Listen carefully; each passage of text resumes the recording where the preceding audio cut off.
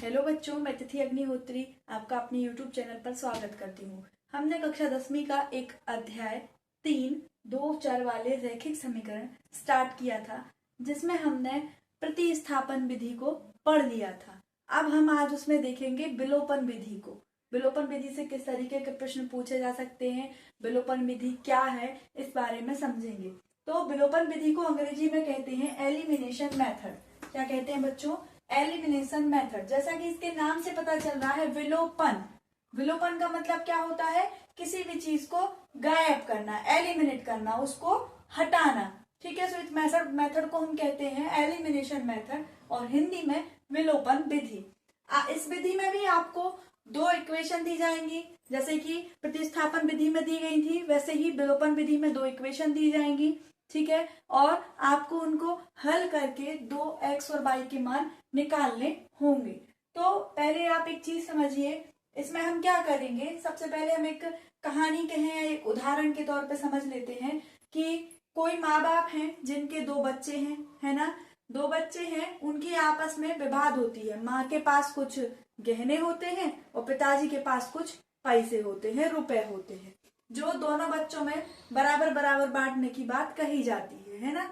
लेकिन क्या रहता है कि किसी का किसी पे स्नेह ज्यादा रहता है, कभी माँ का रहता है छोटे वाले पे, पिताजी का रहेगा बड़े वाले पे। तो इस तरीके से उनने अपने हिसाब से उनके पास जो भी चीजें उपस्थित होती हैं, जो भी रुपया उपस्थित होता है, वो दो हिस्सों में दोनों बच्चों को बांट देते हैं और वो उनके पास जो टोटल राशि होती है वो दोनों मिला के उसके बराबर होती है।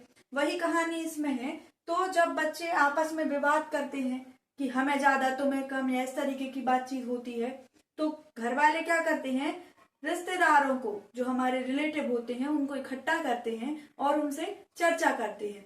तो वो उनको सलाह देते हैं कि भाई आपने जितना माताजी ने एक बच्चे को, चाहे वो पहला वाला हो या दूसरा वाला हो, है ना, डिसाइड कर लो आपस में कि जिसको भी जितना सोना दिया है वो जितने रुपए का है, पिताजी उसको उतने रुपए देंगे और उसको घर से निकाल दो भाई कि तुम अपना हिस्सा पकड़ो और यहाँ से जाओ, फिर जो कुछ बचेगा वो दूसरे वाले का हो जाएगा। ठीक है, तो वही इस मेथड में हम करेंगे कि हमें दो समीकरण दिए हैं, x धन y बराबर 5 और 2x ऋण 3y बराबर 4, जहां पे x और y क्या है, दो बच्चे हैं, और जो बराबर में लिखे हैं 5 और 4, इनको हम मानेंगे कि माँ बाप के पास जो धनराशि है वो इकट्ठी है। मान लिया 5 माताजी के पास गहने इकट्ठे हैं और 4 पिताजी के पास रुपए हैं, या 1000 में मान लो, या जो भी आपको मानना है वो मान लो। ठीक है, तो हमने क्या किया, इन दोनों को समीकरण नंबर 1 और समीकरण नंबर 2 का नाम दिया।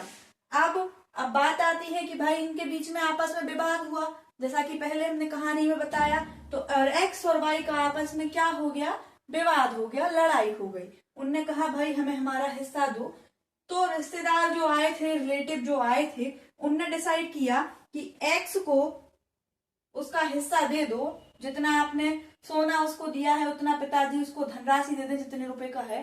दोनों तरफ से, माताजी और पिताजी की तरफ से उसको बराबर हिस्सा मिल जाएगा और उसके बाद उसको अलग कर दो घर से। ठीक है, तो ये रिश्तेदारों ने उनको बताया कि इस तरीके से आप इनका फैसला और बंटवारा कर दीजिए। तो इन्होंने क्या किया, अब इनने देखा कि यहाँ पर माताजी ने बच्चे को x को कितनी दी है धनराशि, इसके आगे कौन सा गुणांक माना जाएगा, 1, कोई नहीं है। ठीक है, तो जो दिया है इनने गहना वो कितना दे दिया, 1, और पिताजी ने कितने, 2 हिस्से दिए x को। तो इनने कहा कि इनको बराबर करना है भाई, तो x को हमने बराबर किया, अगर आप चाहो तो y को बराबर कर लेना। तो इनने x को बराबर करने के लिए क्या किया कि आप देख रहे हैं कि 2x को, जब भी 2x को x के बराबर करना है तो क्या करना पड़ेगा, इसको 2 से गुणा करना पड़ेगा और इसको 1 से गुणा करने पड़ेगा, जब तो ये दोनों चीजें आपस में बराबर होंगी। और हमने एक नियम सीखा है कि जब भी किसी इक्वेशन में, है ना, किसी समीकरण में किसी भी संख्या का गुणा किया जाता है, किसी भी नंबर का गुणा किया जाता है, तो वो दोनों साइड होता है और बराबर तरीके से किया जाता है। तो हमने देखा कि यहाँ पे हमें x बराबर करने हैं, तो x में हमें ऊपर वाले समीकरण में 2 से गुणा करना पड़ेगा और जो नीचे वाला समीकरण है उसमें 1 से गुणा कर देंगे। क्यों? क्योंकि यहाँ पे x के साथ जो लगा है वो 1 लगा है गुणांक, और यहाँ पे जो लगा है कोफिशिएंट वो क्या लगा है, 2 लगा है। तो समीकरण 1 में 2 से तथा समीकरण 2 में 1 से गुणा करने पर। तो क्या हो जाएगा, x धन y बराबर 5, ये हमारा पहला समीकरण है। जो इसमें काय से गुणा करना है हमें, 2 से। इस पूरे समीकरण में हम काय से गुणा करेंगे बच्चों, 2 से। और ये दूसरा समीकरण जो हमारे पास है, 2x ऋण 3y बराबर 4, ये हमारा दूसरा समीकरण है। इसमें काय से गुणा करना है हमें, 1 से। क्यों करना है 1 से गुणा, क्योंकि इसका गुणांक जो है ऊपर वाली का 1 है और नीचे वाली का गुणांक 2 है, और हमें इन दोनों को क्या करना है, बराबर करना है। यदि हम y को बराबर करते तो क्या करते बच्चों, इसमें 3 का गुणा करते और नीचे वाले समीकरण में 1 से गुणा करते। ठीक है, तो भाई 2 का गुणा होगा पूरे समीकरण में और यहाँ पे 1 का गुणा होगा। तो 2 का गुणा होगा x में 2x, फिर 2 का गुणा होगा y में 2y, फिर 5 दूना 10। तो ये हमारा एक समीकरण जो पहला है उसका एक रूप हो गया। इसी तरीके से 1 का गुणा करेंगे किसमें, दूसरे समीकरण में। तो 1 का गुणा होगा 2x में तो 2x, 3y में तो 3y आ जाएगा, और 4 में होगा तो 4 का 4 हो जाएगा। अब क्या करना है हमें भाई, इनको यहाँ से अलग करना है। अभी तक ये इनने क्या किया, पिताजी और माताजी ने दोनों ने x जो उनका बच्चा था उसको दोनों तरीके से उतने ही रुपए थमा दिए और उतने ही रुपए का जेवर यानी कि सोना चांदी उसको पकड़ा दिया कि भाई तुम अपना हिस्सा पकड़ो और अब यहाँ से जाओ। तो अब बारी काय की है कि इसको दोनों जगह से पिताजी और माताजी के द्वारा बराबर बराबर चीजें दे दी गई हैं एक्स को। अब इसको घर के बाहर निकालना है। तो बाहर निकालने के लिए क्या करना पड़ता है, इसको 0 बनाने के लिए क्या करना पड़ेगा, इसको एक को धन का होना जरूरी है और दूसरे को ऋण का होना जरूरी है। तो हम नीचे जितनी भी संख्याएं लिखी हैं इनके चिन्ह बदल देंगे। भाई ये धन का है तो ऋण का हो जाएगा, ये ऋण का है तो काय का होगा बच्चों, धन का हो जाएगा। ये धन का है तो क्या काय का हो जाएगा, ऋण का हो जाएगा। अब धन का 2x और ऋण का 2x ये आपस में कैंसिल हो गए तो क्या बचा यहाँ पे 0। फिर हम देखेंगे कि धन का 2y है और प्लस का ये क्या है 3y है, तो 3 और 2 आपस में जुड़ जाएंगे तो कितना हो जाएगा 5y बराबर धन का कितना है 10 है और ऋण का कितना है 4 है, क्योंकि ये चिन्ह हमने बदला था यहाँ पे। तो क्या हो गया, ये ऋण का क्या हो गया 4 हो गया। तो 10 में से 4 जाएंगे क्या बचेगा 6 बचेगा। अब y के साथ जो लिखा है 5 वो दूसरी साइड बटे में चला जाएगा।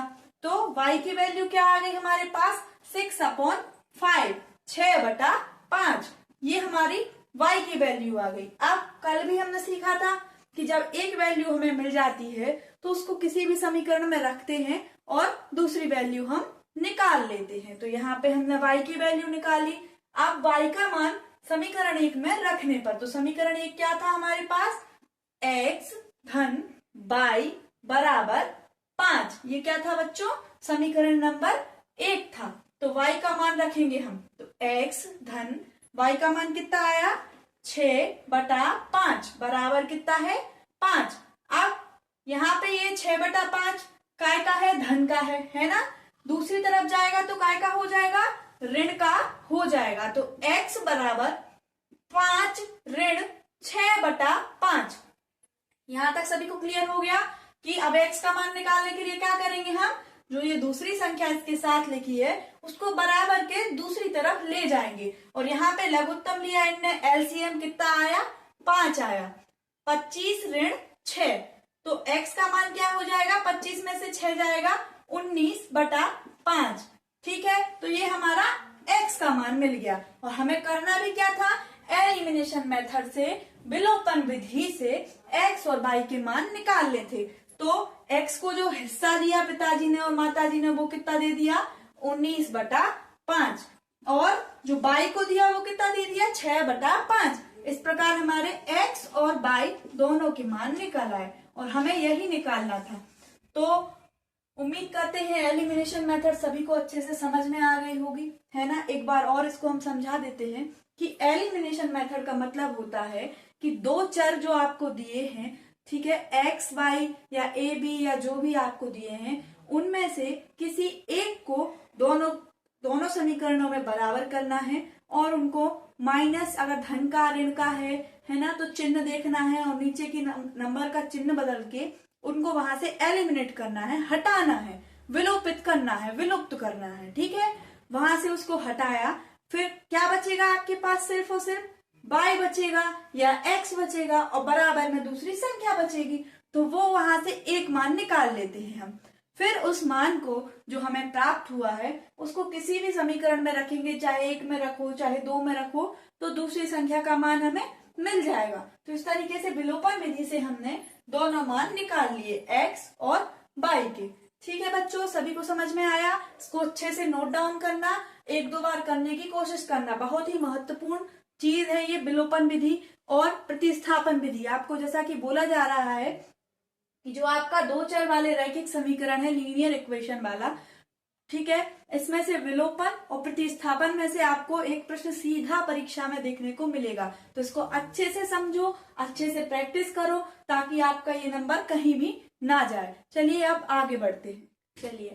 चलिए बच्चों, अब एक और प्रश्न देखते हैं, जिसमें अगर आपके दिमाग में ये आ रहा होगा कि अभी तो हमने बताया था कि दोनों को बराबर करना है, लेकिन यदि दोनों समीकरणों में x या y या दोनों के मान बराबर हैं तो उन प्रश्नों को किस तरीके से करेंगे। फिर विलोपन विधि एलिमिनेशन मेथड से किसको एलिमिनेट करेंगे या किस तरीके से उसके मानों को निकालेंगे। तो हम देखते हैं कि यहाँ पर हमें 2 समीकरण दे दिए गए हैं जिनको हमें एलिमिनेशन विलोपन विधि से हल करना है और x y के मानों को निकालना है। तो x धन y बराबर 14, x ऋण y बराबर 4। तो x धन y बराबर 14 को हमने नाम दिया समीकरण नंबर 1। इसी तरीके से x ऋण y को क्या नाम दिया हमने, x ऋण y बराबर 4 को समीकरण नंबर 2 नाम दिया, सॉरी।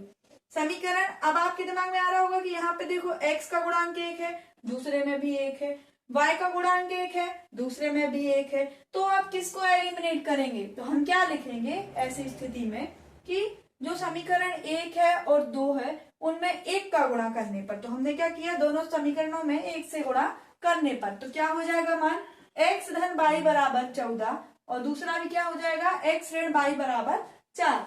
1 से गुणा करने पे फर्क नहीं पड़ता है, ठीक है। अब बात आती है इनको घटाने की, कैंसिल करने की। तो हम क्या करेंगे, चिन्हों को बदलेंगे। दोनों तरफ x धन का है तो इधर नीचे वाला x काय का ले लिया हमने, ऋण का। y काय का है ऋण का, तो काय का चिन्ह आ जाएगा, धन का। यहाँ पे धन है तो काय का हो जाएगा चिन्ह, ऋण का। x और x कैंसिल आउट हो जाएंगे, वैल्यू इसकी 0 हो जाएगी। फिर क्या आएगा, y और y दोनों प्लस के हैं तो क्या हो जाएगा बच्चों, 2y बराबर 10, ठीक है। 14 में से 4 जाएंगे तो 10 बचेंगे। फिर y का मान क्या हो जाएगा, ये जो इसके मल्टीप्लाई में लिखा है दूसरी तरफ जाएगा, डिवाइड में, भाग में चला जाएगा, 10/2। तो y का मान क्या आ गया बच्चों, 5 आ गया। अब हमने सिखाया है आपको कि जब भी कोई एक मान निकल आता है और उसको किसी दूसरे समीकरण में रखते हैं तो जो दूसरा मान हमारा है वो हमें मिल जाता है। यहाँ पर हमें y का मान मिल चुका है। अब y के मान को चाहे हम समीकरण 1 में रखें चाहे 2 में रखें, एक ही मान आएगा, ठीक है। तो हमने माना कि समीकरण 1 में y का मान रखने पर x धन y बराबर 14, ये हमारा समीकरण 1 है, ठीक है। तो x धन y का मान क्या मिला बच्चों हमें, 5, तो 5 बराबर 14। तो अब क्या करेंगे हम, जो 5 हमें प्लस का इस तरफ है बराबर के, तो उसको दूसरी तरफ ले जाएंगे तो काय का होएगा, ऋण का हो जाएगा, चिन्ह परिवर्तित हो जाएगा। तो x बराबर क्या हो जाएगा, 14 ऋण 5। तो 14 में से 5 जाएंगे तो x का वैल्यू कितना मिल जाएगा हमें, 9 मिल जाएगा। कौन सा मिल जाएगा बच्चों, 9। तो इस प्रकार से विलोपन एलिमिनेशन मेथड से x और y के मान हमने निकाले। वो कौन कौन से हैं, x बराबर 9 तथा y बराबर 5 होंगे, ठीक है। तो अभी तक विलोपन विधि सभी को क्लियर हो गई। चलिए, तो इस चैप्टर में से ये 2 विधियां बहुत ही महत्वपूर्ण थी, बहुत ही महत्वपूर्ण है। इससे IMP प्रश्न आपको कराए गए हैं ताकि ये सीधा आपके परीक्षा में आए। और इसमें एक चीज और है, जो आपको ग्राफीय विधि है उसमें आपको एक चार्ट दिखाई जाती है ना, तो उसको भी आपको बता देते हैं। उसमें से ऑब्जेक्टिव आते हैं कि A1 B1 C1 के मान किस तरीके से रखे जाते हैं, तो कौन सी क्रिया उस पर लगती है, उसके मान कैसे होंगे, जो रेखाएं होंगी वो संपाती होंगी, मतलब जो समीकरण दिए हुए हैं उनसे जाने वाली रेखाएं जो होंगी वो संपाती हैं, समांतर हैं या प्रतिच्छेदी है। तो उसके नियम आपको लिखवा देते हैं, वो सिर्फ ऑब्जेक्टिव की दृष्टि से महत्वपूर्ण है और हर वर्ष ऑब्जेक्टिव में ही आते हैं। तो ये परीक्षा का समय है, बहुत ही कीमती समय होता है, तो इसमें सारी चीजों को पढ़ के अपना समय खराब करने से कोई मतलब नहीं है। हमारा टारगेट है जो 100 आउट ऑफ 100, उसके लिए इम्पोर्टेंट है कि जो चीजें परीक्षा से रिलेटेड हैं उनको एकदम पक्का मजबूत करके अच्छे से पढ़ा जाए। चलिए, तो अब जो आपकी ग्राफीय विधि है उसके कुछ रूल्स हैं वो आपको बता देते हैं ताकि आपका ऑब्जेक्टिव का नंबर भी ना जाए। बच्चों, ग्राफीय विधि एक ऐसी विधि है जिसमें आपको दो इक्वेशन दिए जाते हैं। किस रूप में दिए जाते हैं? a1x plus b1y plus c1 बराबर 0 और a2x plus b2y plus c2 बराबर 0। ये ग्राफीय विधि में आपको दो समीकरण दिए जाते हैं इस तरीके से, ठीक है। और इसका मेन रीजन होता है कि इसमें x और y के मान अलग अलग रखे जाते हैं और उन वैल्यूज से जो पॉइंट हमें मिलते हैं, जिसको हम ग्राफ पे पॉइंटों को दर्शाते हैं, तो हमें पता चलता है कि इनसे जाने वाली जो रेखाएं हैं वो आपस में प्रतिच्छेद कर रही हैं या संपाती हैं। प्रतिच्छेद रेखाएं इस तरीके से होती हैं, संपाती ऐसी होती हैं कि एक रेखा जा रही है, उसी पे से दूसरी रेखा जा रही है एक दूसरे के ऊपर से, तो उसको बोलते हैं हम संपाती। और समांतर रेखाएं वे रेखाएं होती हैं जिनको अनंत तक बढ़ाया जाए फिर भी वे एक दूसरे को प्रतिच्छेद नहीं करती हैं। ये सिर्फ आपको शॉर्ट में समझाने का कारण यही है कि सिर्फ और सिर्फ ये ऑब्जेक्टिव दृष्टि से बहुत महत्वपूर्ण है,